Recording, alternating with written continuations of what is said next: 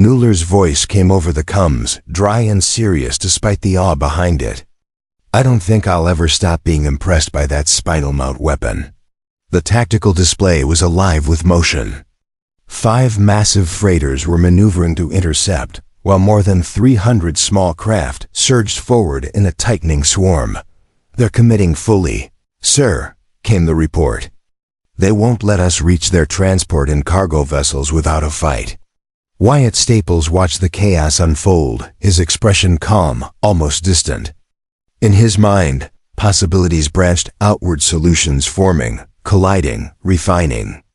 Every path led to the same objective: stop the freighters.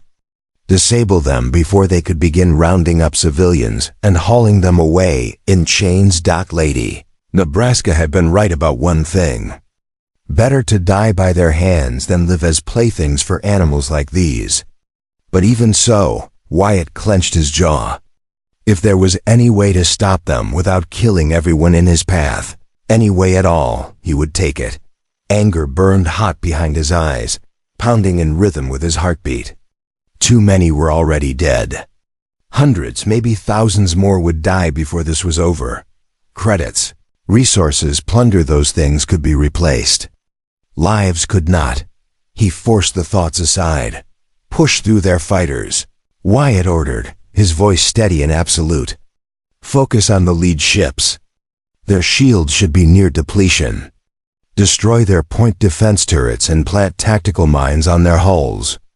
Set time detonations. Save the remaining haywire mines for the cargo freighters. Acknowledgements snapped back one after another. Then Leopold spoke up. Boss, I've got an idea. Wyatt didn't look away from the display. Go on. What if Count Oscar talks to the pirates again?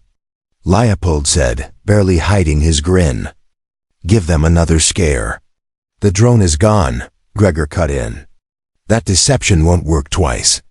I think Leo has a point, Mueller said. It doesn't have to work the same way. What if Lord Snifflegut reveals himself as very much alive and ready to claim their heads? Raquel laughed softly over the channel. After what we've already done, their morale has to be hanging by a thread. Wyatt smiled. A cold, vindictive thrill ran down his spine. That's not a bad idea, he said.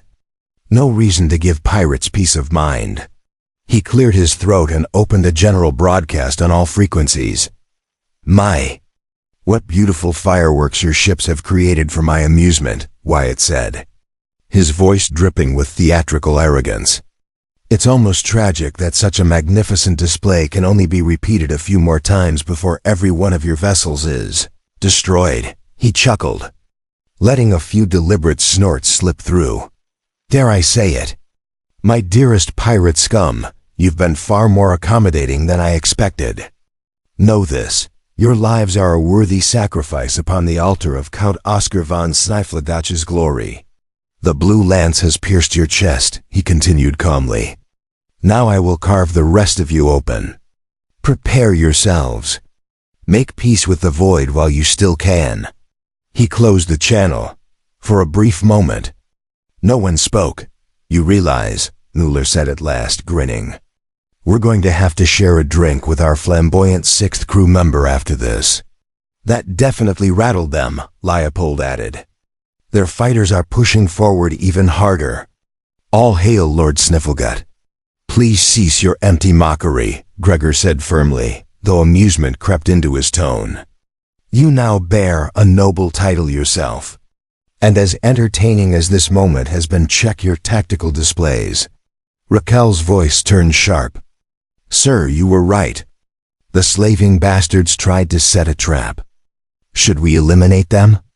The levity vanished instantly. Wyatt narrowed his eyes as faint clusters of dots appeared on the screen.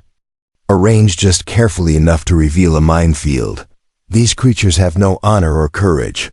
Gregor muttered. They're pirates, Raquel replied. They never did.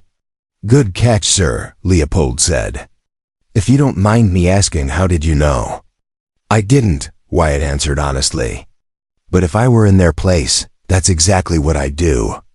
Royal Navy doctrine favors direct engagement. They've been exploiting that. He considered his options. Clearing the mines with a forward wedge was the obvious choice, but not the best one. Expanding the tactical view, he saw the rest of the pirates' small craft scattered, still intercepting Commander Redford's initial barrage. They were disorganized, shaken, vulnerable. He checked his systems. 83% coil gun ammunition. Shields fully recharged.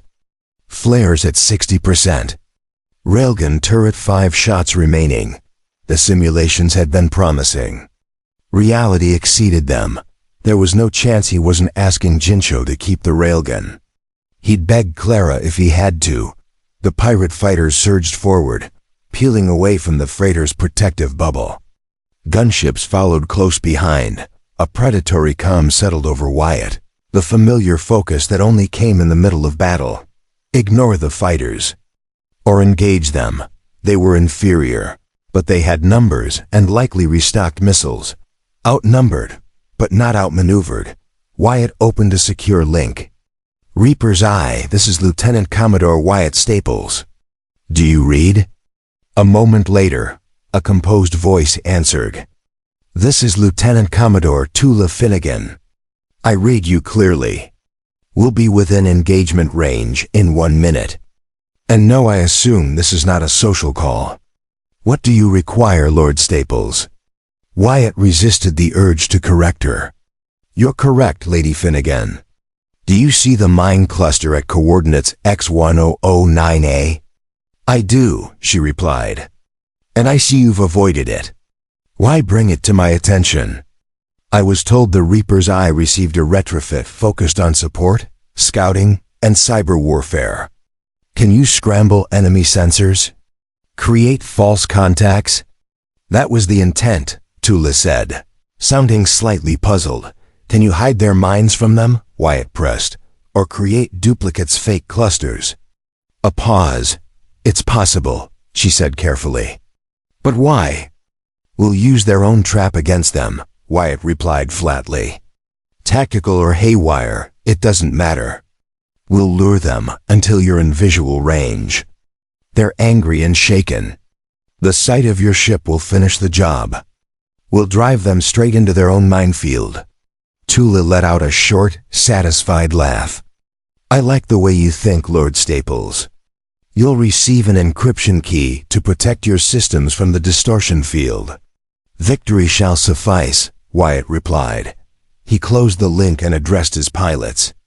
Previous orders rescinded. Focus on the fighters. Stay together. Support each other. Use coil guns only, save missiles. Taunt them. Make them think we're losing.